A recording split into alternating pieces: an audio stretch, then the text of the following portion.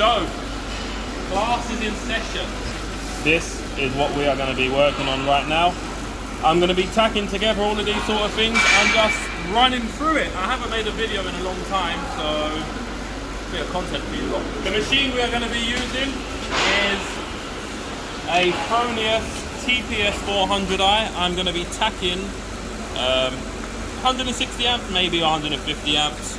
It's a 1mm wire I'm going to be using and a M21 gas setting. It is actually a 12% CO2 mix. Basically, I've already pre-welded some of these nonsense pieces, like on the T and all sorts of things like that. Yeah, here's the T.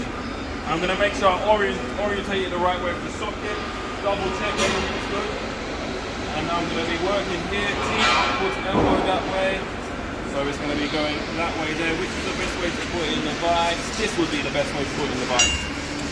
I don't want a double handle, so I want to put it in the vise one time, keep it in the vise, and not have to move it again after. Quickly level this bad boy off. Level it there. Sitting on there nicely. Not the best, but who's really checking? If you look at this bubble right here, when I tighten it, it makes the bubble go to the right. Can you see it? So loosen it off a little bit. It helps you just to get it in there as best as we can without wasting too much time. There we go, that's mostly level, that's good enough for me. So yes, this is in the vise now, socket that way. So here needs to be a T going up. I've got my T, I've got a 3mm spacer. So this here is the hard part basically. Trying to tack everything together with limited space. Got the spacer, 2 fingers underneath, spacer, level on the side.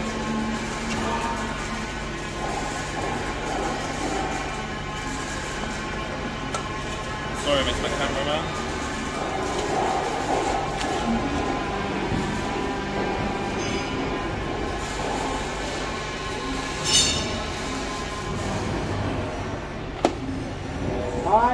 So I'm about to explain why I'm going to tack on the inside of the pipe in the video, but I thought I'd explain it a little bit more clearly here. So basically this is a low spec pipe, it's class 2. I can access the inside, so that allows me to be able to put a decent tack on the inside, so when I feather my tacks with an angle grinder later on, I know that I can feather down to almost nothingness without cutting away the tacks, meaning that it's not going to snap. So yeah, basically if I was able to do 4 tacks on the inside all the way around, I can feather them down a lot deeper than I would if I was to weld on the outside. They would still blend in and fuse in nicely to the root run that I would do.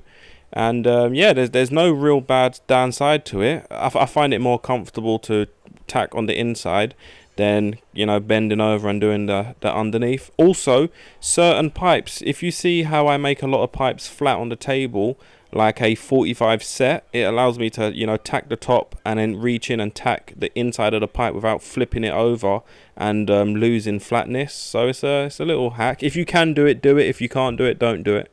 A piece of pipe and then an elbow. For the sake of speed, I'm going to tack it on the table here quickly.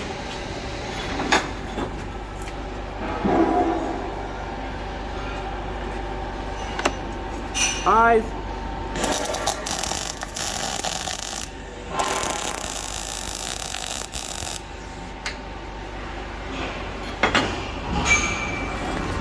If you look down it, you can see there's no gap, it's perfectly level. But the slightest little bit of pressure to open it up to counteract any shrinkage. Eyes.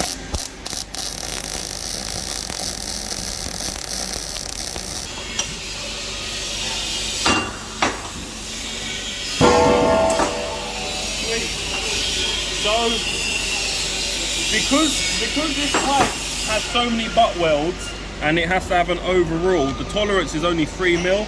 I would tack it here and here now, but I know I'm going to probably have to open and bend this elbow to get the overall measurement later on. So I'm going to leave that tack until the last minute. This way here, it's on, not messing about. It's a lot easier to tack it on the table there than on the pipe. It's a little cramped in this position, but we shall be able to do it.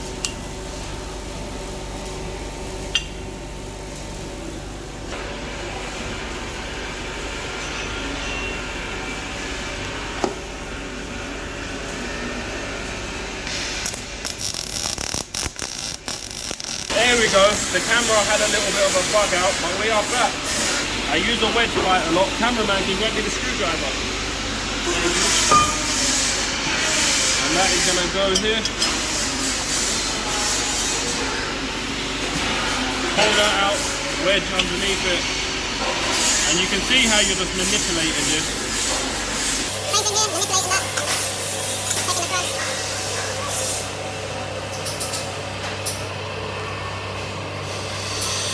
It's a bit awkward.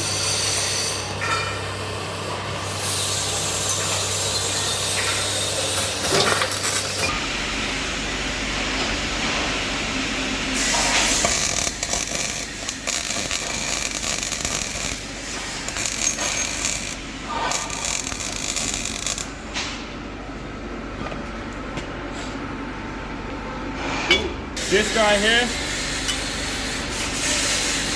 level, after it's had time to shrink. Check this here first.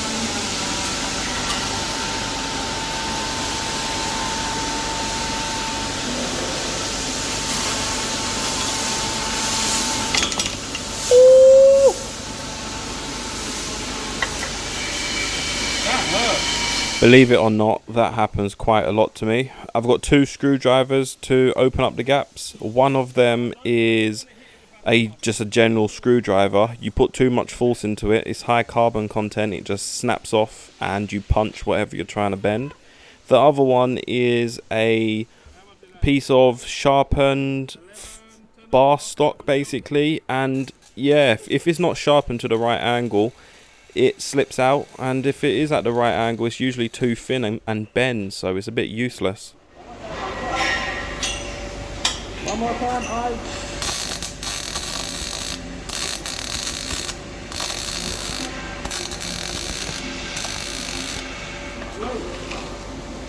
There's that. Now, same thing for this little thing. You can see.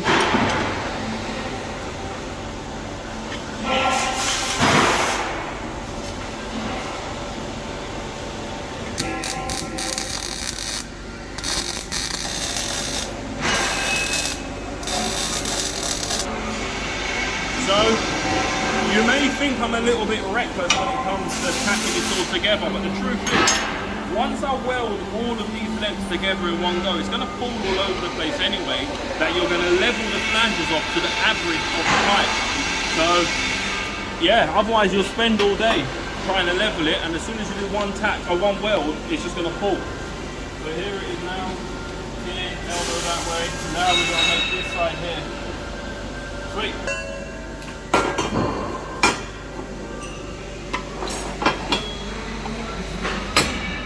Here is another perfect example as to the benefits of being able to tack on the inside. So I'm using this piece of angle to keep the pieces in line. It's a lot easier to fabricate together like this because I can tack all four corners in one go, and when I add it to the piece of pipe, it's one less thing that I need to level off. For example, if I add this onto the piping device, if anything is slightly off, when I'm checking the second orientation with the level or the straight edge, what tends to happen is if it's pissed, it just gets worse, progressively worse and worse and worse. So it's easier to add things that you know that are already level to itself to the rest of the drawing, rather than compounding any out of whackness on every fitting that you add. Now, I don't want to hear any comments about how heartburn and this and that, tacking on the inside. This pipe here is going to be carrying chilled water at no more than 6 bar is welded to class 2 with no x-ray, none of that sort of stuff. It's just basic of the basics. So this is more than adequate for what I'm doing. That way there. This is going to go up to this.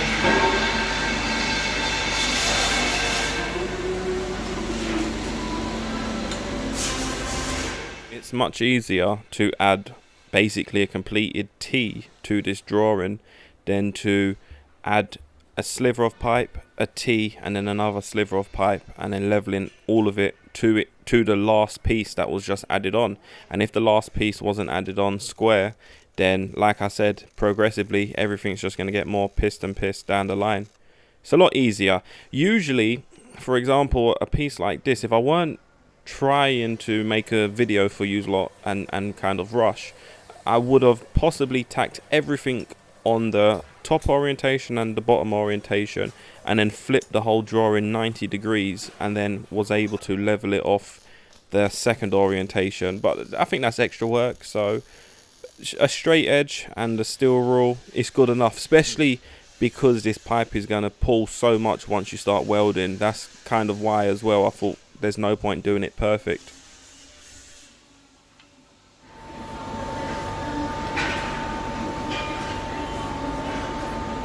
Like 8 mil. 8 mil. Yep.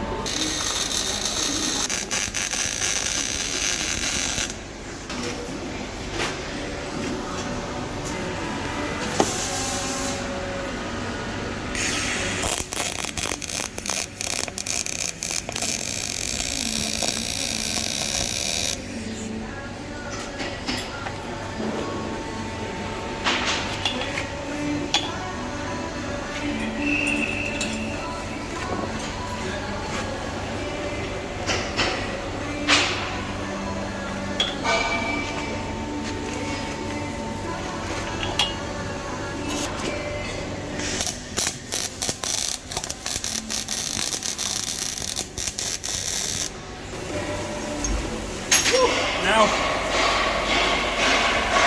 there's no two ways about this.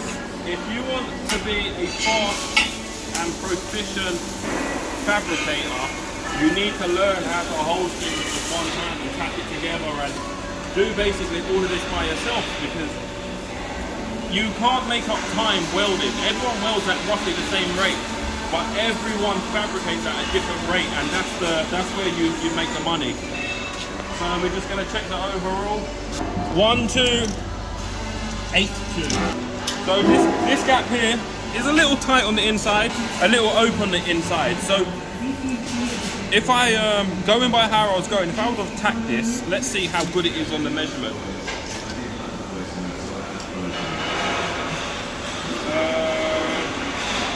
If you look at that there, 1, 2, 8, 2, bang on.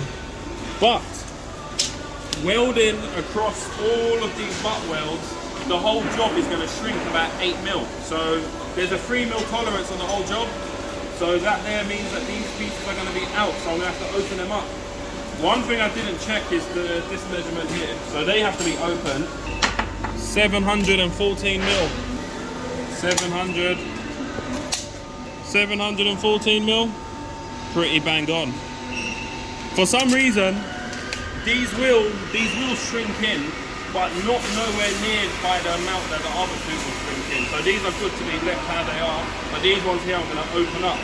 Now the elbow may not be sitting perfectly fine, but it's a fitting on fitting, so I'm going to flange straight on top of it.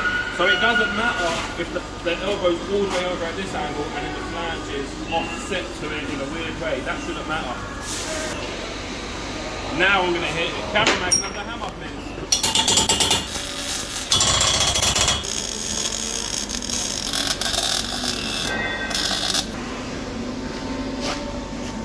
Like 1, 2, 8, 6, that's 4 mil. I should catch it with the tolerance. I don't want to open this gap any bigger. And I believe that is that. The job is done. So, if you're wondering what this here is for, it's exactly this, so I can keep all my stuff to hand. Otherwise I normally chuck it over the table and have to walk around and grab it every now and again. Everything's all tacked up in one go. So there's this one here, and then this one here.